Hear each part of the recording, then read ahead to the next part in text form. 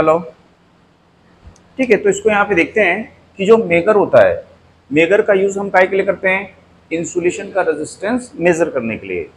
तो इंसुलेशन का resistance measure करने के लिए या फिर बोलेगा हाई वैल्यू रेजिस्टेंस मेजर करने के लिए, तो इंसुलेशन या हाई वैल्यू रेजिस्टेंस मेजर करने के लिए मेगर का यूज करते हैं। अब जो ये मेगर होता है, ये मेगर किस प्रिंसिपल पर वर्क करता है, तो जैसे हमने देखा था कल रेशियोमीटर देखे थे, तो रेशियोमीटर के प्रिंसिपल पर ही क्या करता है, ये वर्क करता है।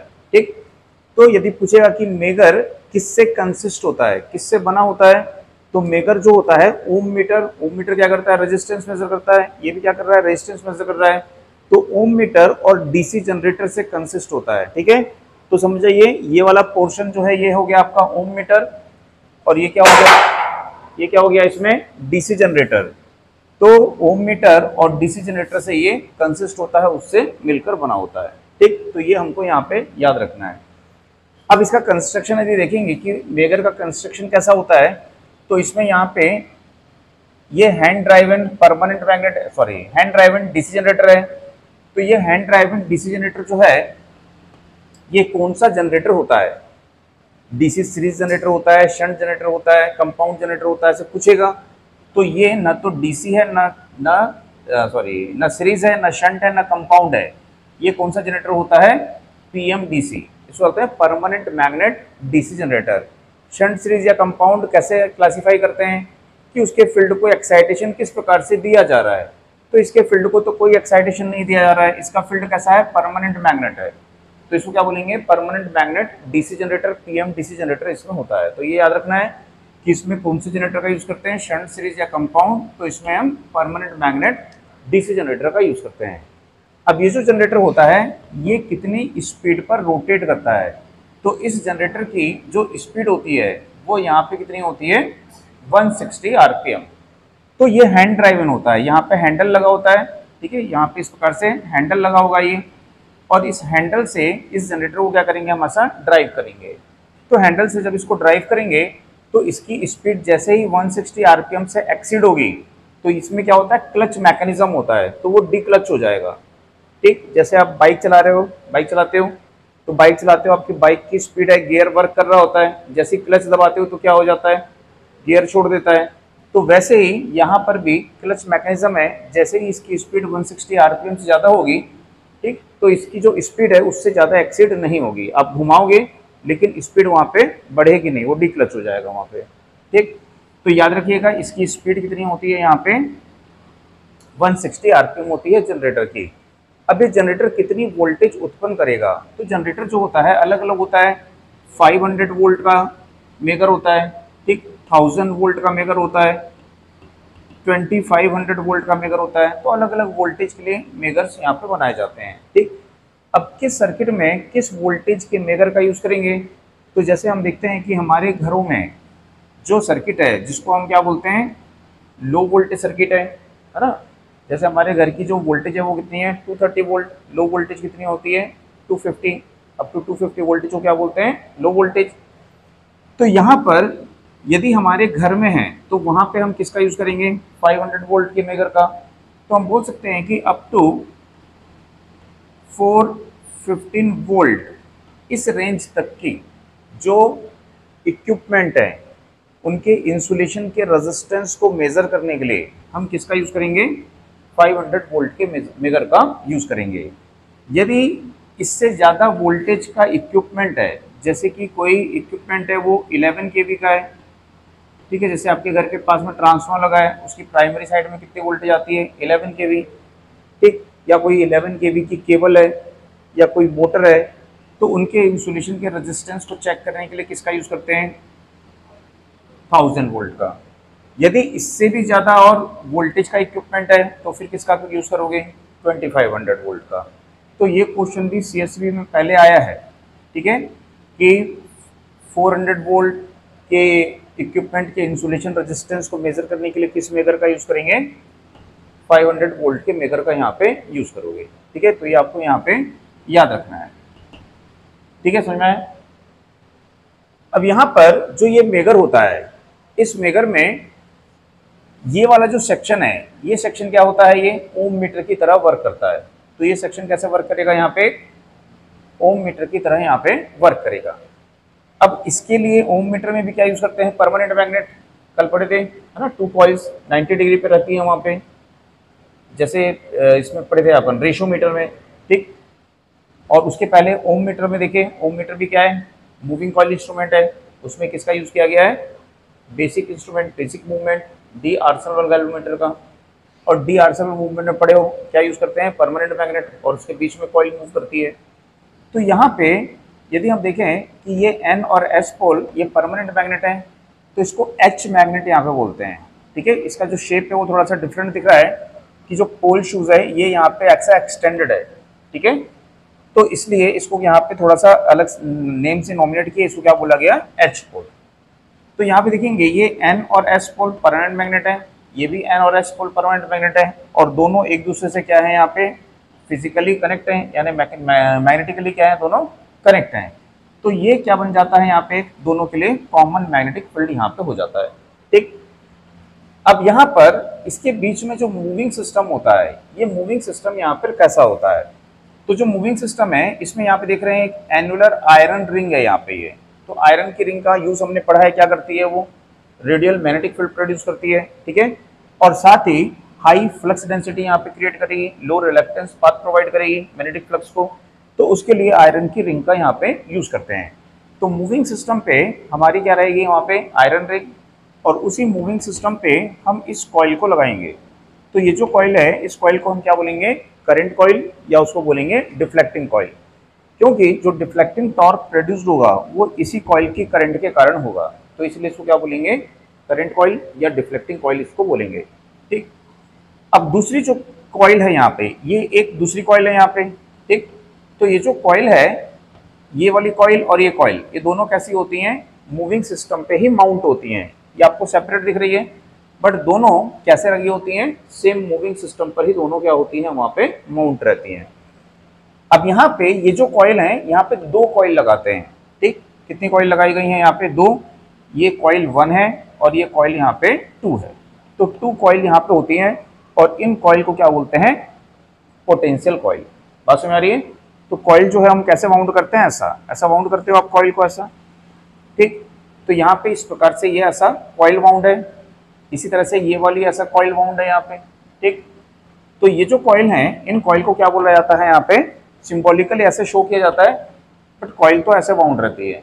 तो ये जो कॉइल है, इनको क्या बोला जाता है यहाँ पे, वोल्टेज कॉइल। तो वोल्टेज कॉइल जो होती है, ये क्या करती है, यहाँ पे कंट्रोलिंग टॉर्क प्रोड्यूस करती है ना। जैसे हमने पढ़ा है इंडिकेटिंग इंस्ट्रूमेंट में क्या करना चाहिए, एक डिफ्लेक्टिंग टॉर्क होता है और दूसरा क्या होता है, उसका अपोज करता है कंट्रोलिंग टॉर्क। तो यहाँ पे ये कॉइल करंट कॉइल है, ठीक। ये क्या करेगी, डिफ्लेक्टिंग टॉर्क प्रोड्यूस करेगी, तो इसलिए क्या बोलेंगे इसको, डिफ्लेक्टिंग कॉइल। तो करंट कॉइल को डिफ्लेक्टिंग कॉइल। ये जो कॉइल है ये क्या है, वोल्टेज कॉइल। वोल्टेज कॉइल क्यों बोल रहे हैं, पैरेलल में कनेक्ट है, ठीक है। तो और करंट कॉइल क्यों बोलते हैं, सीरीज में कनेक्ट है। कैसे कनेक्ट है इसको बताते हैं अभी। तो समझ में आया ये, इसको क्या बोलोगे, वोल्टेज कॉइल, पैरेलल में कनेक्ट है।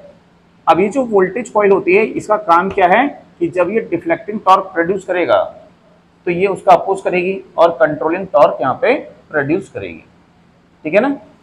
अब यहाँ पे देखते हैं कि इसमें 2 वोल्टेज कॉइल है, जिसको हमने यहाँ पे क्या बोला है, पोटेंशियल कॉइल या वोल्टेज कॉइल उसको बोला है, कंट्रोलिंग टॉर्क के प्रोड्यूस करती है, तो इसलिए इस कंट्रोलिंग कॉइल उसको बोलेंगे।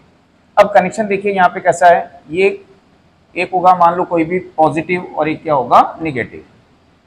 तो यहाँ पे देखिए कनेक्शन कैसा है ये, ठीक। यहाँ से ये कनेक्शन आ रहा है किसमें, करंट कॉइल में। अब जहाँ भी मूविंग सिस्टम होता है, तो उस मूविंग सिस्टम में मूविंग कॉइल होती है, तो मूविंग कॉइल को करंट कैसे सप्लाई करेंगे, तो हमने पढ़ा था कंट्रोल स्प्रिंग का यूज करते हैं। तो कंट्रोल स्प्रिंग का ही यहाँ पे यूज नहीं करते हैं, लेकिन ये एक लिगामेंट है, इसको क्या बोलते हैं, लिगामेंट, जो कि इस कॉइल में करंट को कंडक्ट करने का काम करता है, ठीक।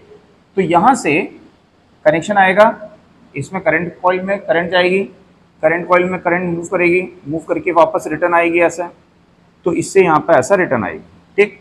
अब यहाँ पे जो भी हमारा अननोन रेजिस्टेंस है, ठीक, उस अननोन रेजिस्टेंस को यहाँ पे कनेक्ट करेंगे, तो इससे यहाँ पे ऐसे करंट फ्लो होगी, ठीक। तो यहाँ पे देखेंगे कि इस तरह से यहाँ पे ये ऐसा करंट आई इस प्रकार से, ठीक, किसमें गई, करंट कॉइल में, और किसमें आ गई है, वापस जनरेटर में।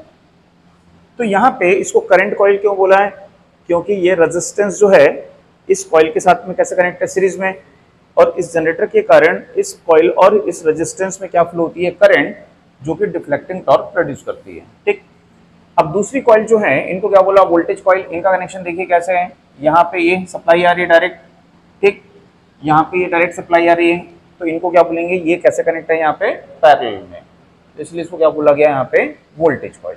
ठीक, अब यहाँ पे इनका फंक्शन कैसा होता है, ये कार्य कैसे करता है। ठीक, अब जैसे मान लीजिए अभी यहाँ पे हमने जो भी अननोन रेजिस्टेंस है, काम क्या है इसका, इंसुलेशन का रेजिस्टेंस या हाई वैल्यू रेजिस्टेंस मेजर करना। तो जो भी अननोन रेजिस्टेंस है या हाई वैल्यू रेजिस्टेंस है उसको हमने यहाँ से रिमूव कर दिया, उसको इधर ही कनेक्ट करना है। ठीक, उसको यहाँ से हमने रिमूव कर दिया, तो अभी क्या हो गया, ये ओपन, तो ओपन टर्मिनल का रेजिस्टेंस कितना होता है,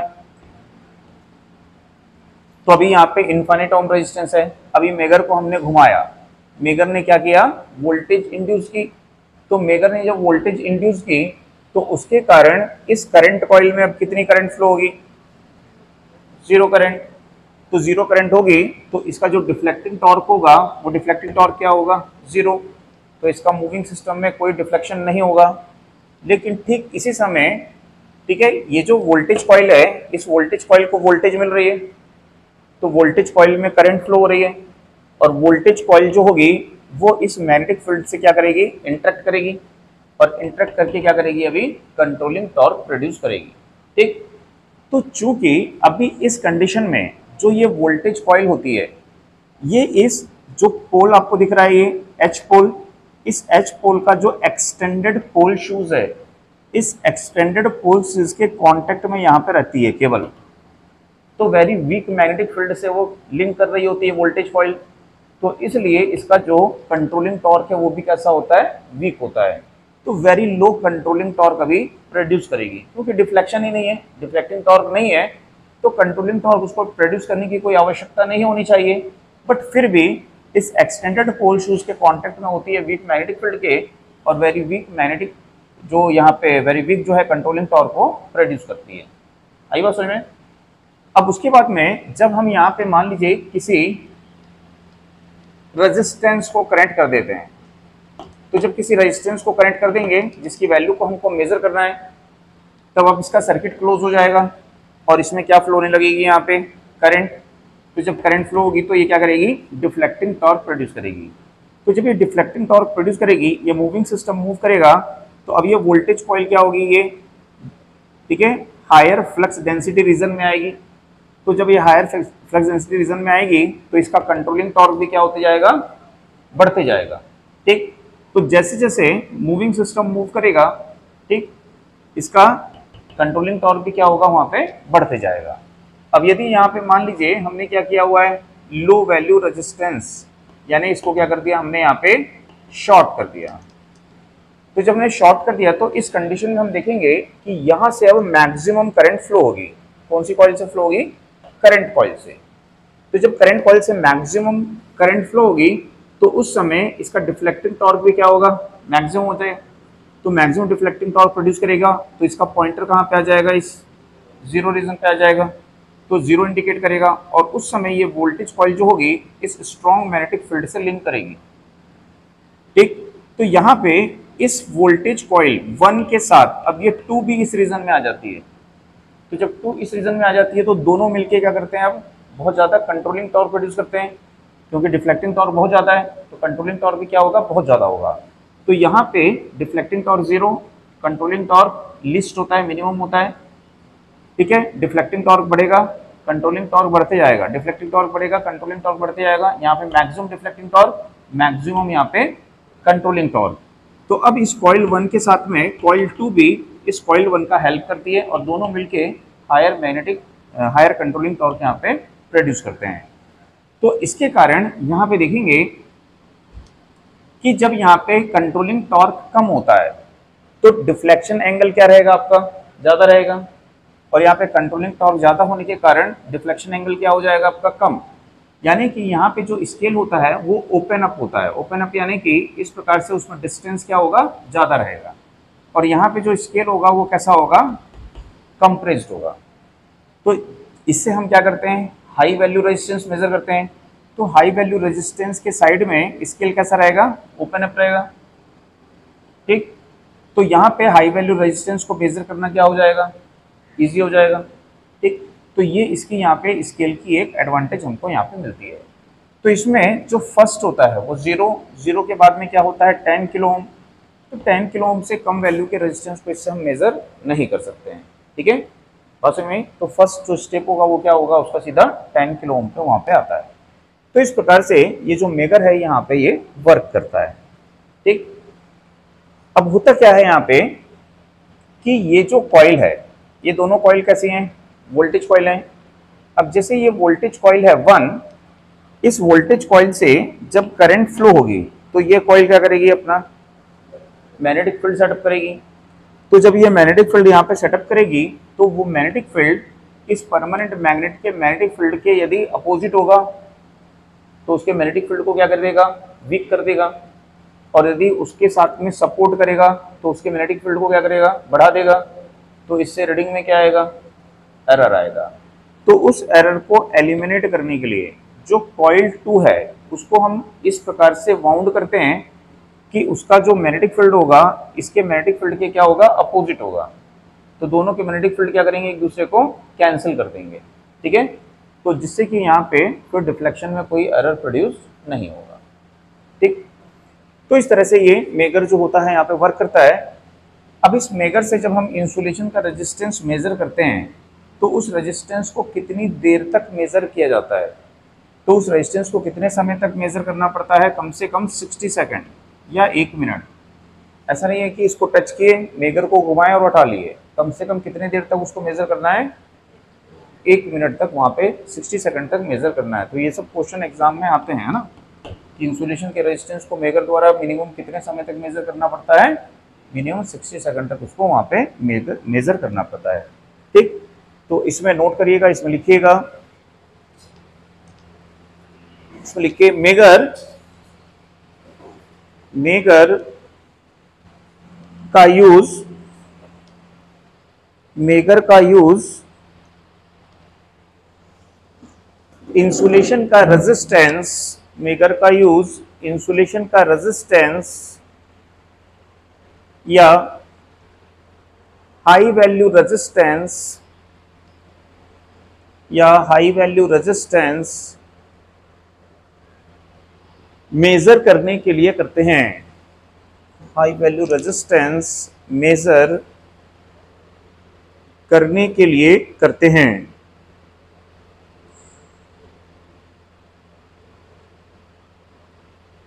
नेक्स्ट की मेकर रेशियोमीटर ओम मीटर, मेगर रेशियोमीटर ओम मीटर के प्रिंसिपल पर वर्क करता है।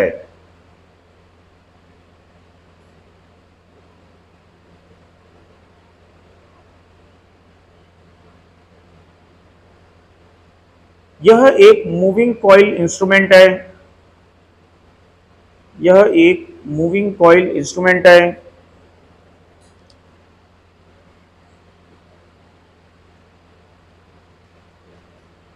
नेक्स्ट, यह ओम मीटर एंड डीसी जनरेटर, यह ओम metre and DC generator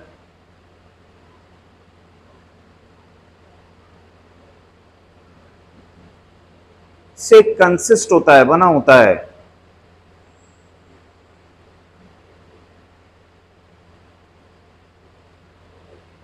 next, इसमें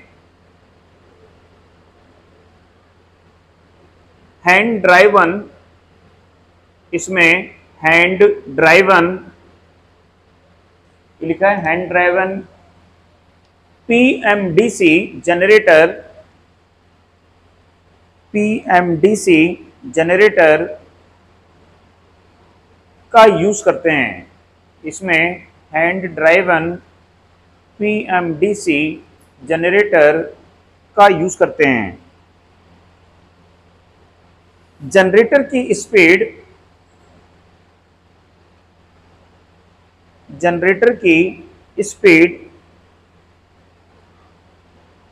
160 RPM होती है।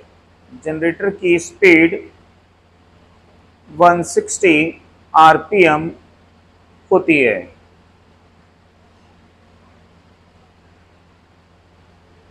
नेक्स्ट,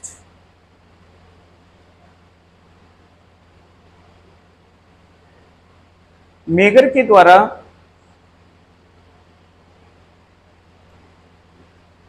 इंसुलेशन के रेजिस्टेंस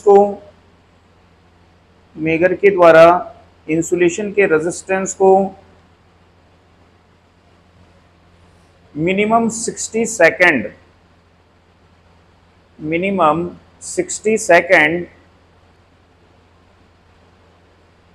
तक मेजर करना चाहिए। मिनिमम 60 सेकंड तक मेजर करना चाहिए।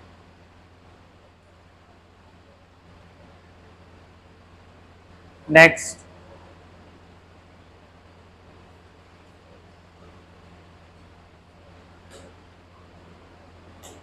मेगर में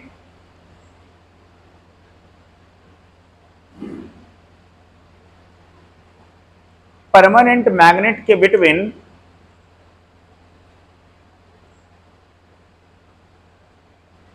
एन्युलर आयरन रिंग, ऐसे लिखिए, मेगर में परमानेंट मैग्नेट के बिटवीन मूविंग सिस्टम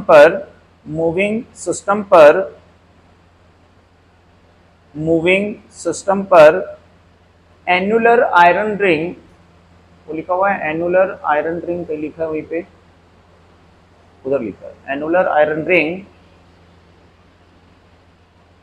माउंट करके या लगा करके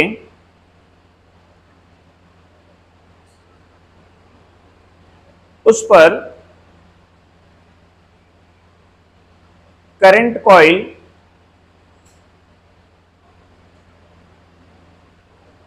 एंड वोल्टेज कॉइल या प्रेशर कॉइल, वाउंड करते हैं।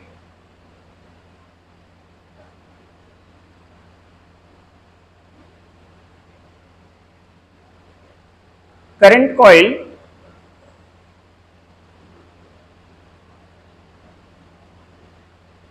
अननोन रेजिस्टेंस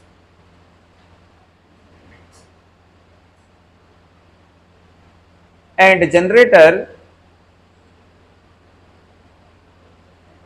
के सीरीज में कनेक्ट होती है।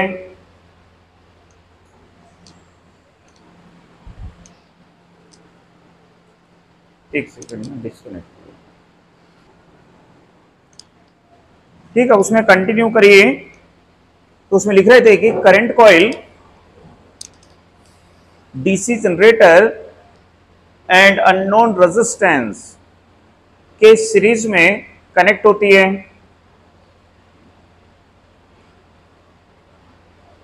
इससे करंट फ्लो होने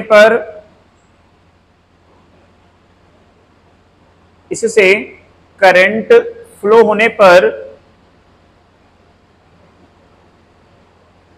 यह डिफ्लेक्टिंग टॉर्क प्रोड्यूस करती है।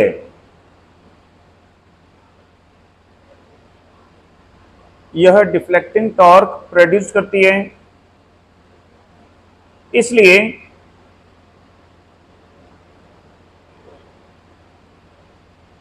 करंट कॉइल को डिफ्लेक्टिंग कॉइल कहते हैं। करंट कॉइल को डिफ्लेक्टिंग कॉइल कहते हैं।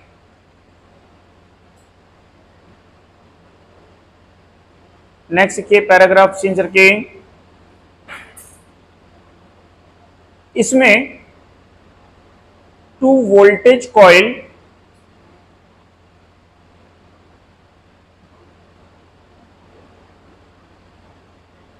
का यूज करते हैं, इसमें 2 वोल्टेज कॉइल का यूज करते हैं। ये दोनों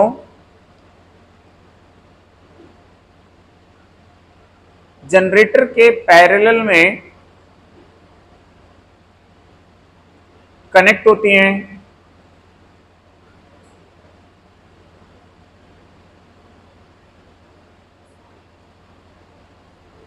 इनसे करंट फ्लो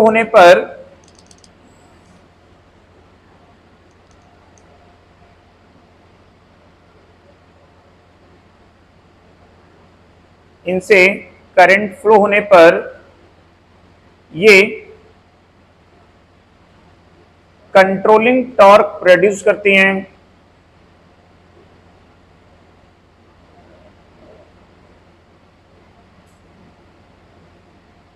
इसलिए इन्हें कंट्रोलिंग कॉइल कहते हैं।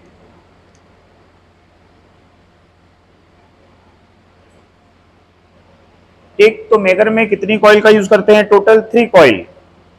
तो यदि पूछेगा मेगर में कितनी कॉइल का यूज करते हैं? 3 कॉइल, जिसमें 1 होती है करंट कॉइल और 2 होती हैं प्रेशर कॉइल या वोल्टेज कॉइल या पोटेंशियल कॉइल। ठीक है, उसके बाद में नेक्स्ट किए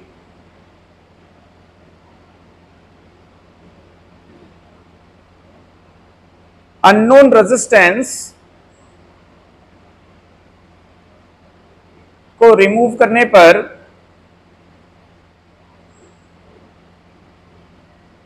अननोन रेजिस्टेंस को रिमूव करने पर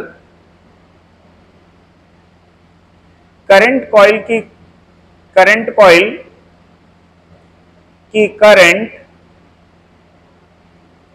जीरो एंड डिफ्लेक्टिंग टॉर्क 0 होता है।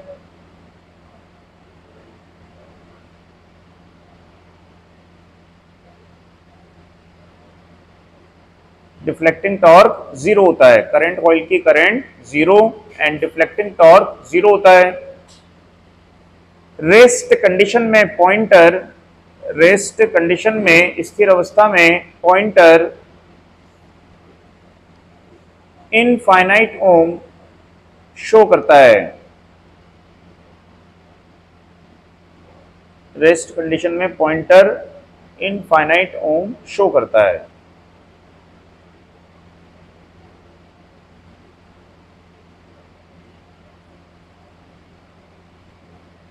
मेगर के टर्मिनल को शॉर्ट करने पर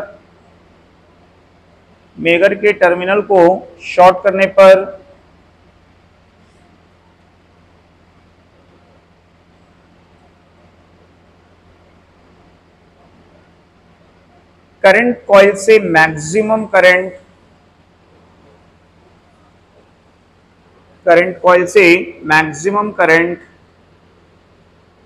फ्लो होती है।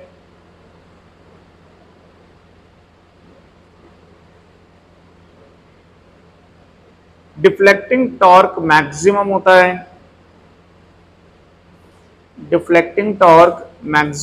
है।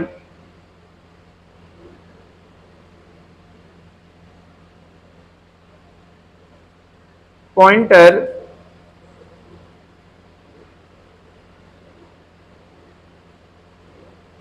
जीरो इंडिकेट करता है, 0 ओम, पॉइंटर 0 ओम इंडिकेट करता है।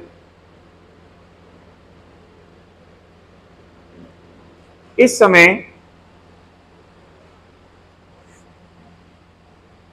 कंट्रोलिंग टॉर्क की वैल्यू भी मैक्सिमम होती है। इस समय कंट्रोलिंग टॉर्क की वैल्यू भी मैक्सिमम होती है।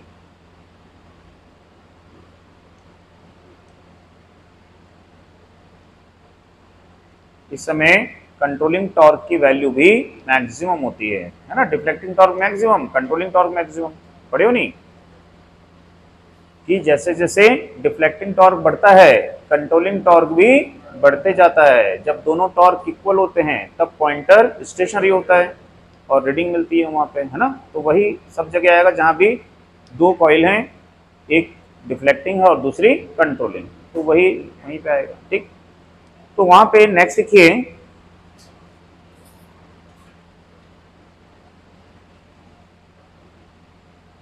उसमें नेक्स्ट लिखिए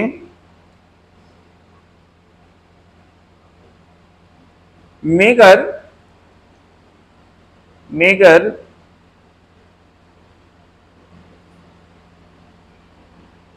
मेगर में low resistance portion, low resistance portion, low resistance भाग लो रेजिस्टेंस पोर्शन का scale compressed, low resistance portion का स्केल कंप्रेस्ड। ठीक है, तो यहां का जो स्केल है ये लो रेजिस्टेंस रीजन है, ये हाई रेजिस्टेंस है इनफाइनाइट ओम है, तो यहां का स्केल कैसा रहेगा, कंप्रेस्ड। कंप्रेस्ड बोलेगा, क्राउडेड बोलेगा, क्राउडेड यानी क्या हो गया, घना हो गया है ना, भीड़ भाड़ वाला आस पास है, तो कंप्रेस्ड तथा हाई रेजिस्टेंस रीजन का scale open up, high resistance region का स्केल ओपन अप होता है।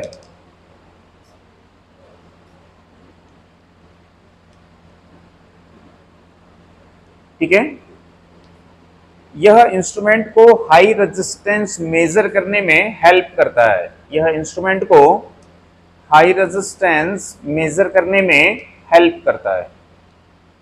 तो ये इसकी एक तरह से एडवांटेज हो जाती है कि ये स्केल जो है हाई रेजिस्टेंस मेजर करने में हेल्प करता है।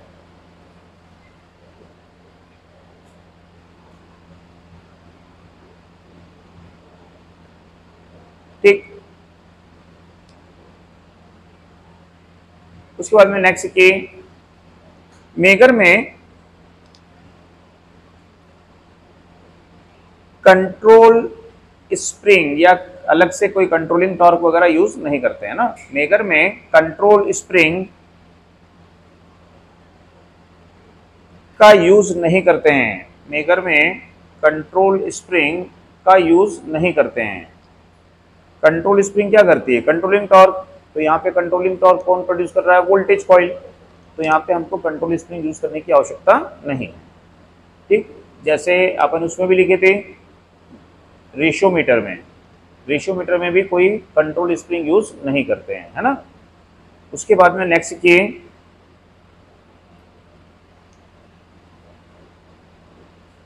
Megger 500 volt, 1000 volt and 2500 volt voltage generate करते हैं।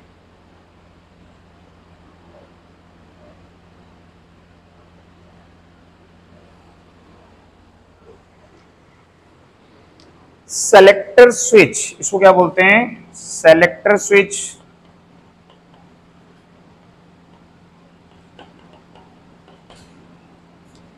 से रेजिस्टेंस की वैल्यू को, सेलेक्टर स्विच से रेजिस्टेंस की वैल्यू को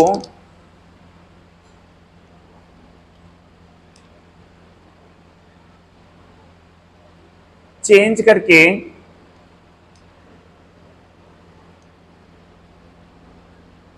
इसकी वोल्टेज रेंज को, इसकी वोल्टेज रेंज को एक्सटेंड कर सकते हैं, बढ़ा सकते हैं, इसकी वोल्टेज रेंज को एक्सटेंड कर सकते हैं, बढ़ा सकते हैं।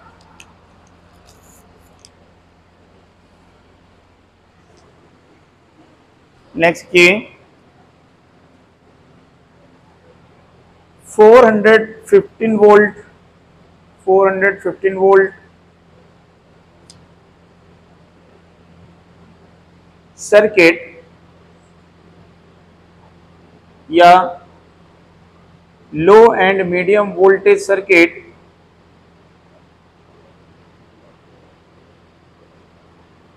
लो एंड मीडियम वोल्टेज का मतलब क्या होता है? 250 वोल्ट लो वोल्टेज, ठीक है। 650 वोल्ट क्या होती है? Medium voltage. तो low resistance low and medium voltage circuit के इंसुलेशन का रेजिस्टेंस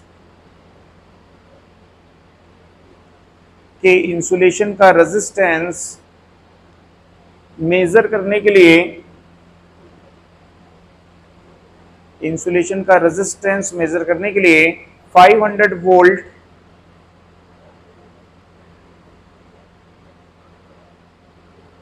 के मेगर का यूज करते हैं।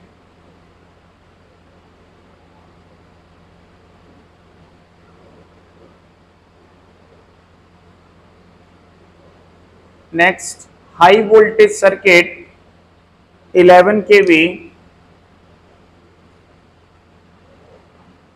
हाई वोल्टेज सर्किट 11 केवी के इंसुलेशन का रेजिस्टेंस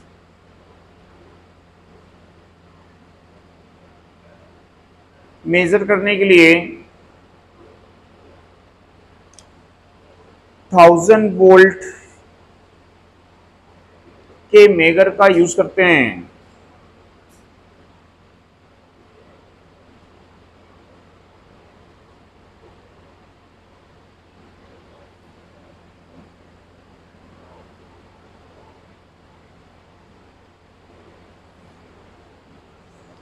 ठीक है।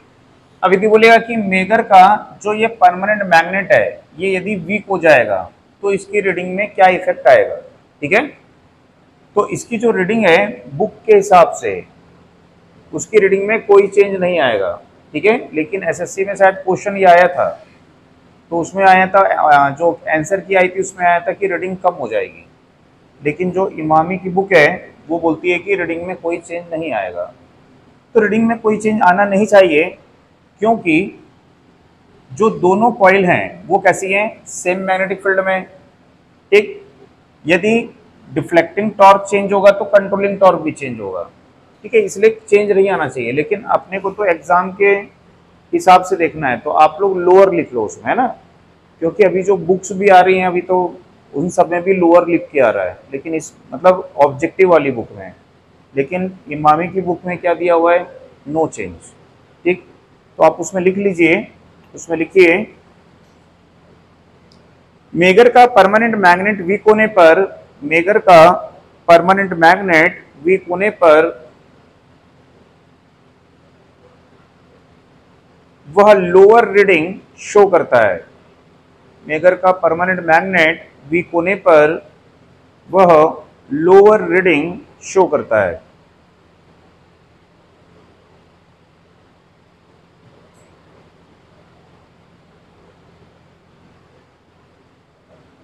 ठीक, उसके बाद में नेक्स्ट लिखिए, नेक्स्ट पॉइंट लिखिए, a static combination, static combination of control coil and compensating coil, control coil and compensating coil is used in Megger to minimize the effect of stray magnetic field,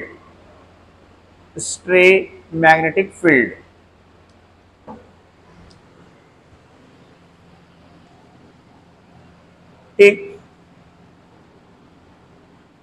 तो जो control coil है, control coil कौन सी है? इसमें voltage coil, ये control coil है। Current coil क्या है? डिफ्लेक्टिंग कॉइल है।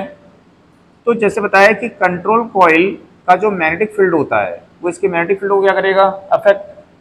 तो उसको क्या बोलेंगे, स्ट्रे मैग्नेटिक फील्ड। तो यहाँ पे इसके इफेक्ट को मिनिमाइज करने के लिए क्या करेंगे, यहाँ पे एक कॉइल को लगाएंगे। उस कॉइल को क्या बोलेंगे, कंपनसेटिंग कॉइल। तो कंपनसेटिंग का मतलब क्या होता है, क्षतिपूर्ति करना। ठीक है, जो समस्या आ रही है उस समस्या के निराकरण के लिए जिसका उपयोग किया जाता है उसको कंपनसेटिंग बोला जाता है। तो यहाँ पे इसका जो मैग्नेटिक फील्ड है, इस मैग्नेटिक फील्ड को वीक करेगा। तो उस समस्या को दूर करने के लिए, उसको कंपनसेट करने के लिए क्या करेंगे, यहाँ पे एक कॉइल लगा देंगे जो उसके मैग्नेटिक फील्ड को क्या करेगी, इसके मैग्नेटिक फील्ड को क्या करेगी, कैंसिल कर देगी। तो उसको क्या बोलेंगे, कंपनसेटिंग कॉइल।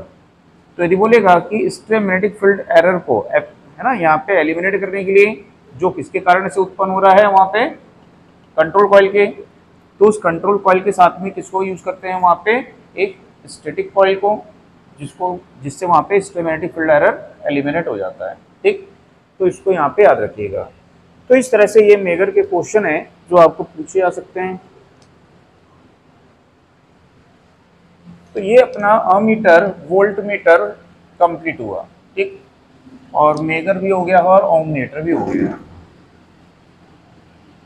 इसके बाद में यहाँ पे देखेंगे, ठीक, तो इसके बाद में यहाँ पे देखेंगे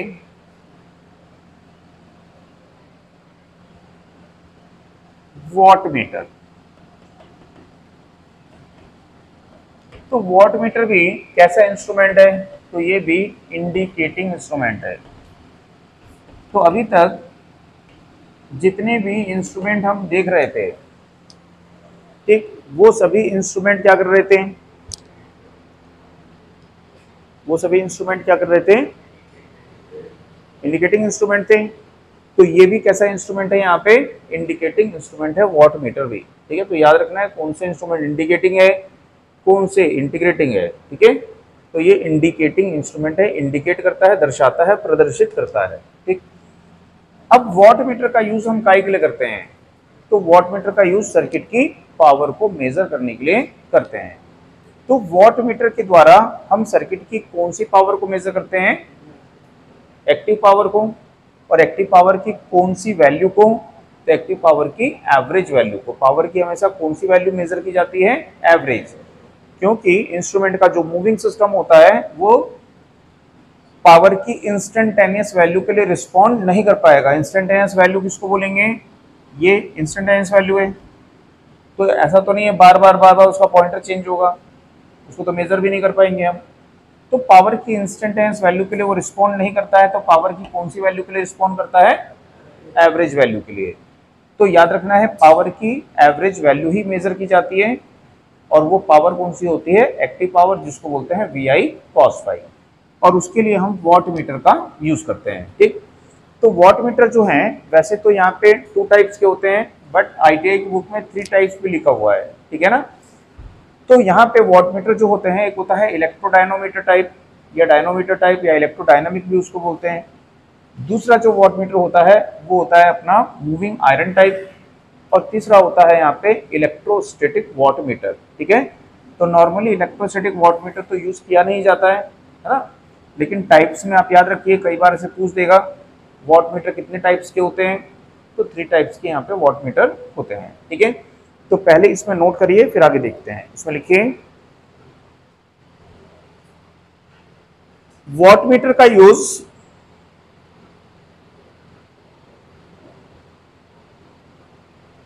लोड की पावर मेजरमेंट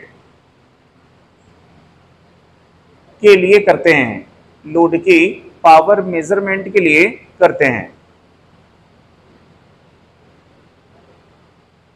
नेक्स्ट, यह लोड की एक्टिव पावर, यह लोड की active power means VI cos phi को मेजर करता है।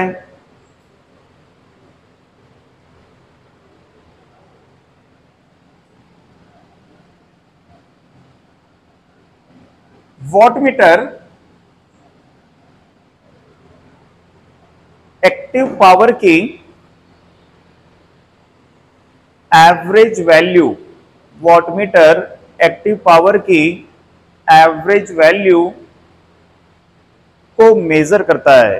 वॉटमीटर एक्टिव पावर की एवरेज वैल्यू को मेजर करता है।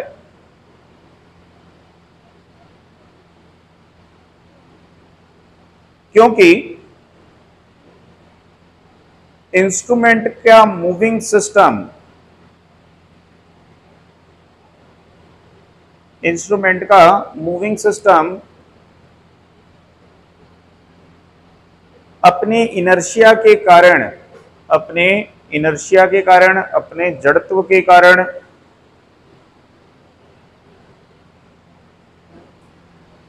इंस्टेंटेनियस वैल्यू पर रिस्पॉन्ड नहीं कर पाता है। इंस्टेंटेनियस वैल्यू पर रिस्पॉन्ड नहीं कर पाता है।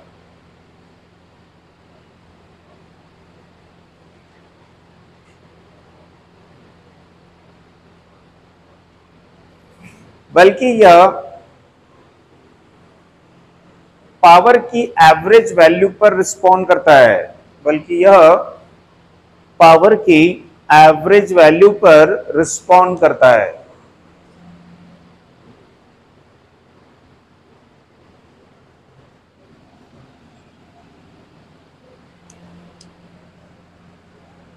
ठीक, तो यहां पे देखते हैं कि टाइप्स, इसके टाइप्स कितने होते हैं, टाइप्स ऑफ वॉटमीटर। तो टाइप्स ऑफ वॉटमीटर में यदि हम देखें कि एक होता है इलेक्ट्रो डायनामिक या इलेक्ट्रो डायनामोमीटर टाइप, एक वॉटमीटर।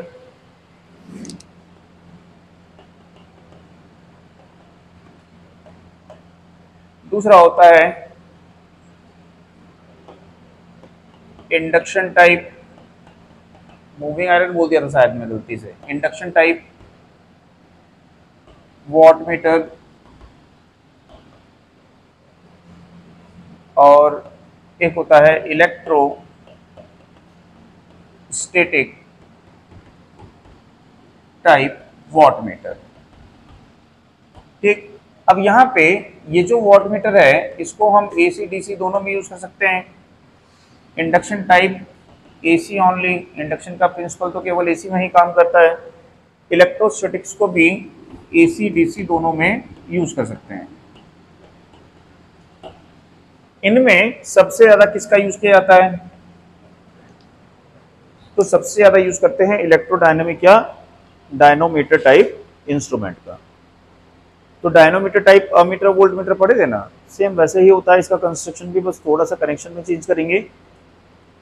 और इंडक्शन टाइप देखेंगे और इलेक्ट्रोस्टैटिक टाइप वॉटमीटर तो यूज करते नहीं है।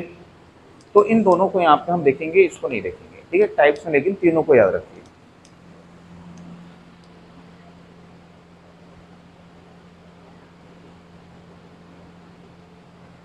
तो वॉटमीटर जो है ये पावर को मेजर करता है। ठीक, तो पावर क्या होती है, तो पावर क्या होती है, तो पावर होती है वी आई कॉस फाई। ये किस सर्किट में होती है पावर, एसी सर्किट में। पावर जो होती है वो V इंटू आई भी होती है, और ये पावर किस में होती है, डीसी सर्किट में। तो जो पावर है, पावर का मेजरमेंट हम, ठीक है, किसके द्वारा कर सकते हैं, वोल्टमीटर के द्वारा कर सकते हैं। किसके द्वारा कर सकते हैं, अमीटर के द्वारा कर सकते हैं। तो पावर का जो मेजरमेंट होता है वो अमीटर वोल्टमीटर के द्वारा भी कर सकते हैं, लेकिन किस में कर सकते हो आप, डीसी में। यदि एसी में करोगे, अमीटर वोल्टमीटर यदि एसी में लगा दोगे तो अमीटर वोल्टमीटर क्या बताएगा आपको, वोल्ट एम्पियर पावर। तो एसी में इसको क्या बोलते हो, वी आई कॉस फाई, इसको क्या बोलते हो, वी आई साइन फाई, और इसको क्या बोलते हो, वी आई। तो यदि एसी में हम अमीटर वोल्टमीटर लगा के पावर मेजर करेंगे तो वो कौन सी पावर बताएगा, एपरेंट पावर को बताएगा। ठीक है, अपरेंट पावर को वो मेजर करेगा। चूंकि एसी में पावर फैक्टर होता है तो पावर फैक्टर को कंसिडर नहीं करेगा। ठीक, तो ये प्रॉब्लम आएगी यदि हम एसी में अमीटर वोल्ट मीटर मेथड का यूज करते हैं। आई बात समझ में? तो यहां पे पहले देखते हैं पावर मेजरमेंट इन डीसी। तो पावर मेजरमेंट इन डीसी किसके द्वारा? By ammeter volt meter method. ठीक है,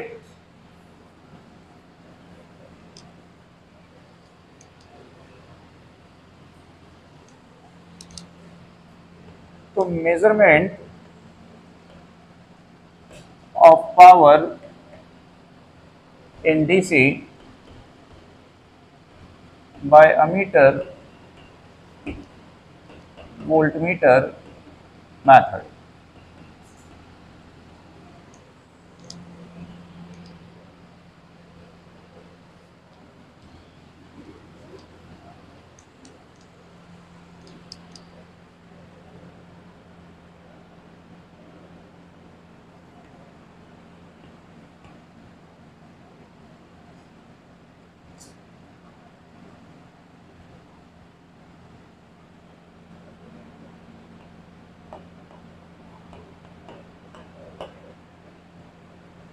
ठीक है, ये यहाँ पे लोड रेजिस्टेंस है RL और यहाँ पे हम यूज करेंगे अमीटर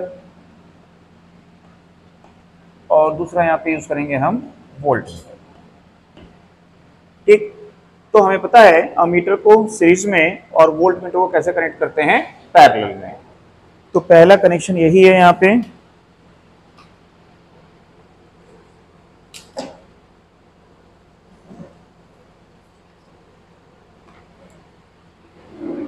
ठीक, ये दूसरा कनेक्शन है। पहला कनेक्शन इसमें देखेंगे, अमीटर को पहले कनेक्ट कर देते हैं, समझने में आसानी होगा है। अमीटर को पहले कनेक्ट कर देते हैं यहाँ पे और वोल्ट मीटर को यहाँ पे कनेक्ट कर देते हैं इस प्रकार से। ठीक, उसको सेकंड में देखेंगे, दोनों ही डायग्राम देखेंगे, पहले इसको देख लेते हैं।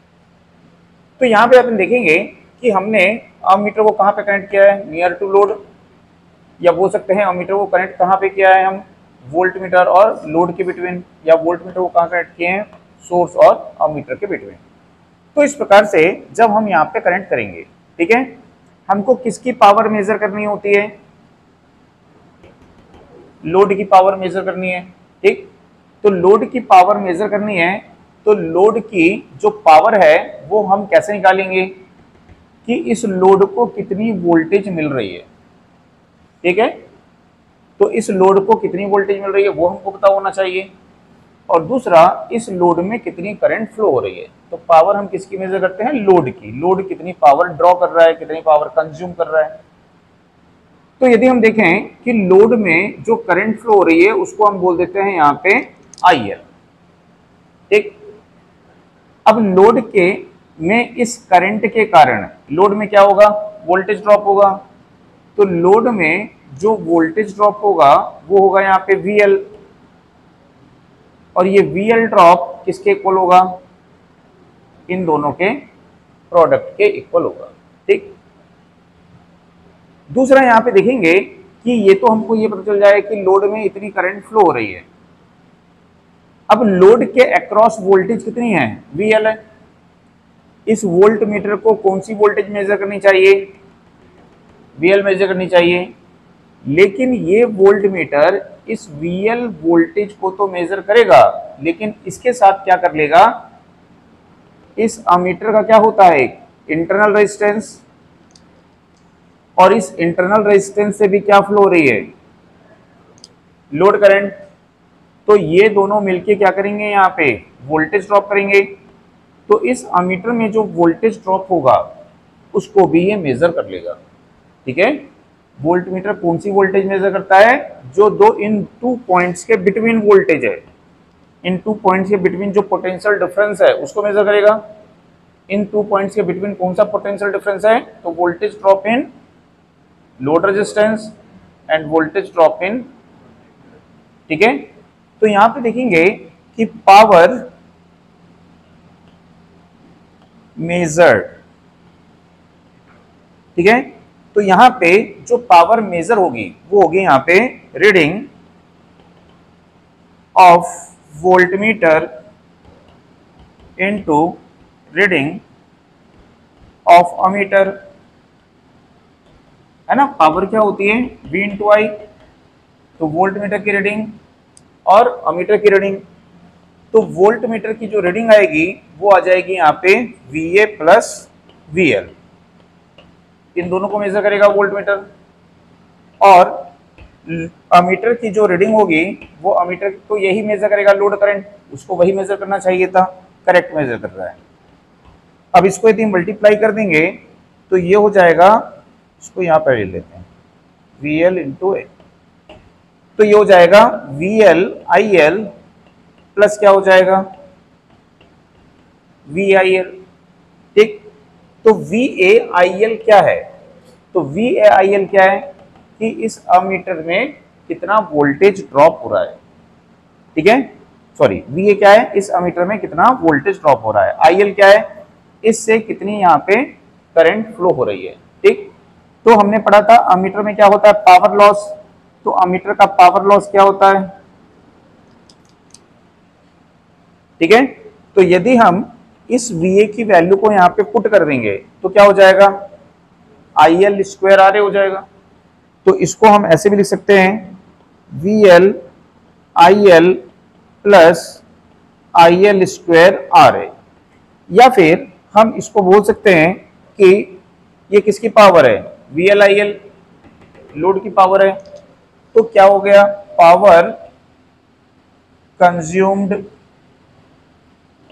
By load plus power loss in ammeter.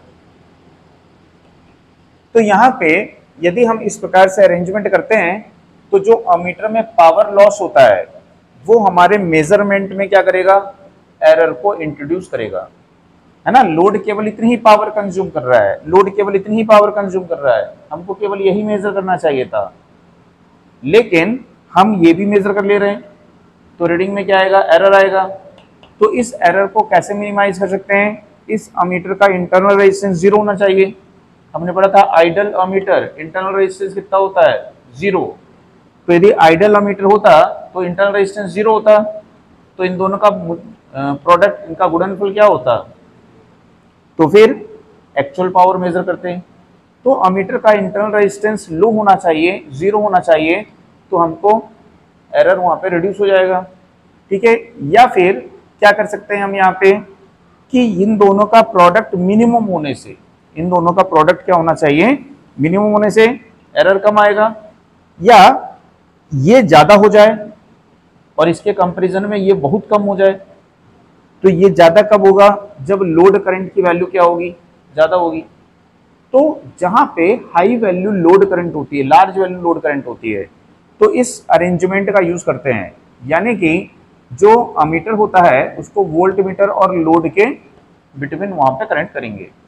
आई बात समझ में। तो ये भी क्वेश्चन आता है एग्जाम में, क्या क्वेश्चन आएगा इसमें कि अमीटर वोल्ट मीटर मेथड के द्वारा, ठीक, अमीटर के द्वारा होने वाले पावर लॉस के एरर को मिनिमाइज करने के लिए, ठीक है, अमीटर को कैसे कनेक्ट किया जाता है, तो ये अमीटर को वोल्ट मीटर और लोड के बिटवीन वहां पे कनेक्ट करते हैं, ठीक। समझ में आया, या ऐसे डायग्राम दे देगा, इस अरेंजमेंट का यूज हमको कब करना चाहिए पावर मेजरमेंट के लिए, तो जब लोड करंट की वैल्यू क्या होती है, हाई। तो जब लोड करंट की वैल्यू ज्यादा होगी, यहाँ पे पावर लॉस ज्यादा होगा, हम ज्यादा लॉस मेजर करेंगे, इसमें लॉस कम होगा। जैसे कि ये हो गया है 10,000 वाट और ये यहाँ पे है 10 वाट, तो परसेंटेज एरर कम हो जाएगा। लेकिन यदि ये भी 10 वाट होता और यहाँ भी 10 वाट होता तो परसेंटेज एरर क्या होता आपका, 100% हो जाता, ठीक है।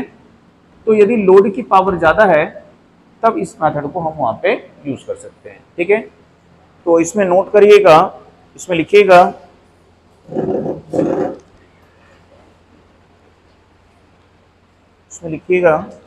या एक काम करो, नोट कर लो इसको, कनेक्ट डिस्कनेक्ट हो जाएगा, नेक्स्ट क्लास में लिखेंगे इसको, नोट कर लो, इसका डिटेल नेक्स्ट क्लास में लिखेंगे।